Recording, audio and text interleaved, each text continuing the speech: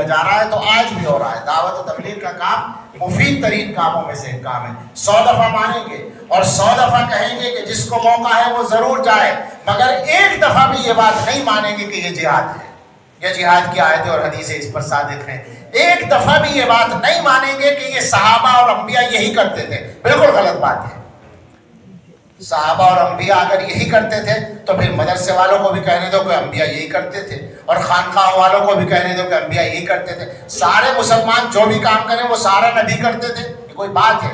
سب صحیح کام ہے، تم جو کام کر رہے ہو وہ بھی صحیح ہے، قرآن و حدیث سے ثابت ہے۔ مگر یہ کہنا کہ انبیاء اور صحابہ یہی کرتے تھے، اسی طرح کرتے تھے، اسی طرح تو مولانا الیاس صاحب کے ابا نہیں کرتے تھے۔ انبیاء اور صحابہ کیا کرتے؟ یہ تو طریقہ ایک بعد میں آیا ہے۔ ضرور جاؤ، ضرور کرو، مگر آدمی بن کر کرو۔ کوئی ضروری نہیں ہے کہ جو کام کرو اسے سب سے بڑا ہی ثابت کر کے کرو، دین کے سارے کام ہیں۔ اسی طرح سے مدرسوں والے یا خانقاہوں والے وہ بھی یہ سمجھ لیں اچھی طرح سے کہ یہ کوئی بھی دعویٰ نہ کرے۔ غیر مسلموں میں تبلیغ کا کام کرنے والے، آج کل ایک طریقہ ہے، بعض لوگوں نے یہ دعوے کر رکھے ہیں کہ سب سے بڑا کام وہ یہ۔ عجیب مصیبت یہ ہے کہ جب تک اپنے کام کو سب سے بڑا نہ کہیں کام نہیں ہوتا۔ کیا ذوق بنا ہے ہم لوگوں کا؟ نقصان کر رہے ہیں ہم۔ میں جوش میں نہیں بول رہا ہوں، غصے میں نہیں بول رہا ہوں، کسی کے خلاف نہیں بول رہا ہوں۔ میں پہلے کہہ رہا ہوں سارے کام ضروری ہیں، اور خاص طور سے دوبارہ کہوں گا تبلیغ و دعوت کے کام میں بہت فائدہ ہے عام مسلمانوں کے لیے۔ جس کو موقع ہو ضرور شرکت کرے، حصہ لے، مگر یہ دعوے کرنے والے غلط ہیں بالکل کہ یہی دین کا کام ہے، یہی نبیوں کا کام ہے، یہی صحابہ کا کام ہے۔ ان کے کاموں میں سے ایک کام ہے جس کا خاص طریقہ اب چلا ہے، ٹھیک ہے، بہت اچھا ہے۔ تعلیم بھی ایک کام ہے نبی صلی اللہ علیہ وسلم کے کاموں میں سے، مدرسوں کی شکل بعد میں بنی ہے۔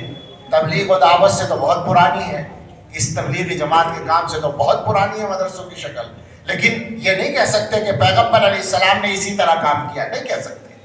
اور تزکیہ یہ پیغمبر علیہ السلام کا سب سے پہلا کام ہے، لیکن خانقاہوں والے یہ دعویٰ کریں کہ یہی طریقہ حضور کا ہے، بالکل غلط ہوگا، حالانکہ یہ مدرسوں سے بھی پرانا ہے، یہ دور تابعین میں شروع ہو چکا ہے۔ مگر یہ کہیں کہ پیغمبر یہی کرتے تھے، یہ دعویٰ کرنا غلط ہوگا۔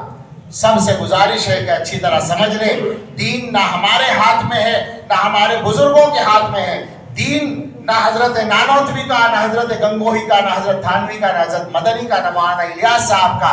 دین اگر ہے تو وہ حضرت محمد الرسول اللہ صلی اللہ علیہ وسلم کا ہے، دین اللہ کا ہے، اور اللہ کے نبی کے صحابہ نے اس کو حضور سے لیا ہے۔